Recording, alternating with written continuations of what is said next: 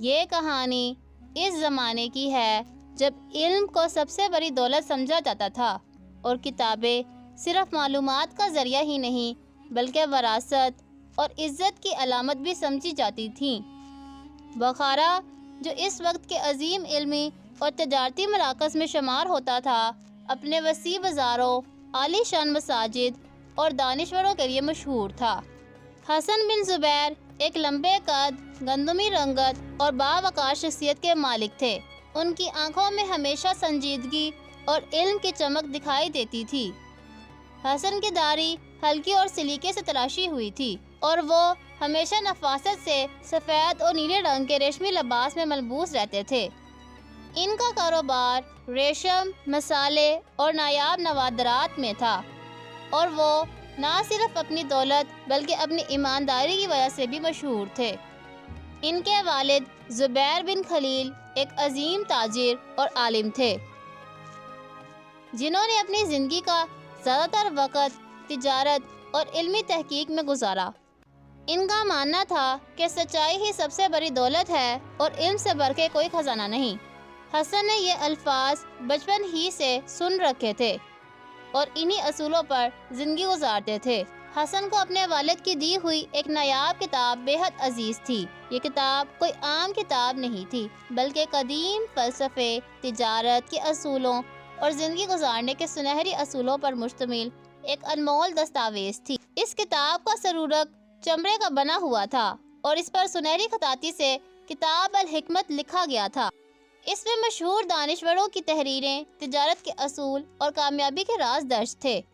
ان کے والد نے ہمیشہ کہا تھا، یہ کتاب تمہیں ہر مشکل میں راستہ دکھائے گی، اسے کبھی کھونا نہیں۔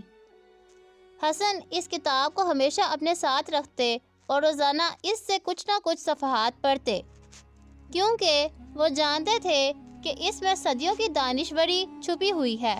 ایک دن حسن ایک طویل تجارتی سفر سے واپس آئے۔ کئی مہینے بخارا سے باہر گزارنے کے بعد وہ تھکن اور گرد سے چور تھے۔ انہوں نے فیصلہ کیا کہ وہ بخارا کے مشہور حمام زین العابدین میں غسل کریں گے تاکہ تازہ دم ہو سکیں۔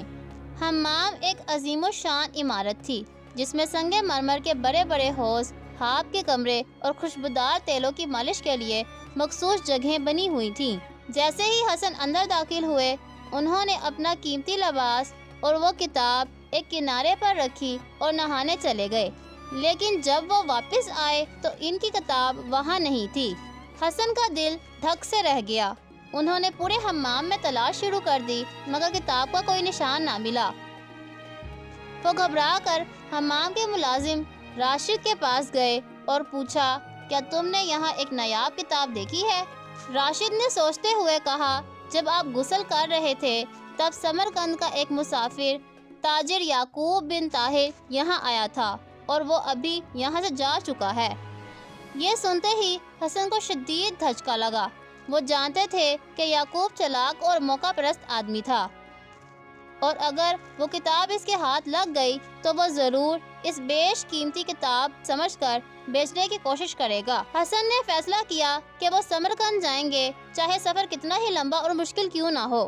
انہوں نے اپنا کاروبار اپنے قابل اعتماد ساتھی عبداللہ کے حوالے کیا اور فوراً روانہ ہو گئے۔ سفر طویل اور دشوار تھا۔ سمرقند بخارا سے تقریباً 600 کلومیٹر دور تھا اور راستے میں کئی بیابان اور خطرناک علاقے آتے تھے۔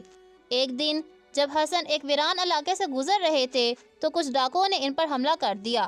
یہ ڈاکو راہزن قبیلے بنو سکھر سے تعلق رکھتے تھے جو کارواں لوٹنے میں بدنام تھے۔ انہوں نے حسن کے پیسے، گھوڑا اور قیمتی سامان چھین لیا اور جب انہیں یقین نہ آیا کہ حسن کے پاس کچھ نہیں تو انہوں نے اسے غلام بنا کر ایک گاؤں میں کام پر لگا دیا۔ مہینوں تک حسن سخت مشقت کرتے رہے مگر دل میں آزادی کی امید کو زندہ رکھا۔ ایک دن جب ڈاکو شراب کے نشے میں مدہوش تھے، حسن نے موقع کا فائدہ اٹھایا۔ وہ آہستہ سے ان کے خیمے میں داخل ہوا، چابی چرائی، اپنی بیڑیاں کھولیں اور ایک تیز رفتار گھوڑے پر سوار ہو کر فرار ہو گیا۔ کئی دن کی مسافت کے بعد حسن زخمی اور تھکے ہوئے سمرقند پہنچے۔ حسن نے سمرقند کے کہوہ خانوں اور بازاروں میں یعقوب کے بارے میں پوچھنا شروع کیا مگر کوئی اسے نہ جانتا تھا۔ کئی دن کی تلاش کے بعد وہ بازار کبیر میں ایک دکان کے سامنے پہنچے جہاں نایاب اشیاء فروخت ہو رہی تھیں۔ جیسے ہی انہوں نے دکان میں قدم رکھا، ان کی آنکھیں حیرت سے کھلی کی کھلی رہ گئی۔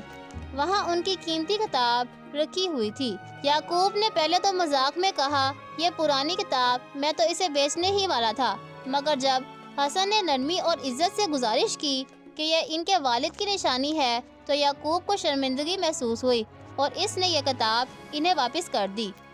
یعقوب حسن کی ایمانداری اور علم سے متاثر ہوا اور دونوں کی دوستی ہو گئی۔ وقت کے ساتھ یعقوب نے اپنی چالاکی اور دھوکہ دہی چھوڑ دی اور ایمانداری اپنا لی۔ حسن نے اسے تجارت کے اصول سکھائے اور سچائی کی طاقت پر یقین دلایا۔ یعقوب نے اپنی بیٹی عائشہ کی شادی حسن سے کر دی اور دونوں خاندان قریب آ گئے۔ وقت گزرنے کے ساتھ حسن اور یعقوب کے کاروبار نے ترقی کی اور وہ بخارا اور سمرقند کے سب سے بڑے تاجر بن گئے۔ یہ کہانی ہمیں سکھاتی ہے کہ علم سب سے بڑی دولت ہے۔ حسن نے اپنی کتاب کو ہر چیز سے زیادہ عزیز رکھا کیونکہ وہ جانتے تھے کہ علم ہی کامیابی کی کنجی ہے۔ حسن کی سچائی نے نہ صرف انہیں ان کی کتاب واپس دلوائی بلکہ یعقوب کی زندگی بھی بدل دی۔ مشکلات راستہ دکھاتی ہیں، اگر کتاب نہ ہوتی تو حسن کبھی یعقوب کو صحیح راستے پر نہ لا پاتے۔ یہ کہانی آپ کو کیسی لگی؟ اگر آپ مزید دلچسپ کہانیاں سننا چاہتے ہیں تو ہمارے چینل داستان ڈیرا کو سبسکرائب کریں، ویڈیو کو لائک کریں اور اپنی رائے کمنٹس میں ضرور لکھیں۔ ملیں گے اسی طرح کی ایک دلچسپ کہانی کے ساتھ، تب تک کے لیے اللہ نگہبان۔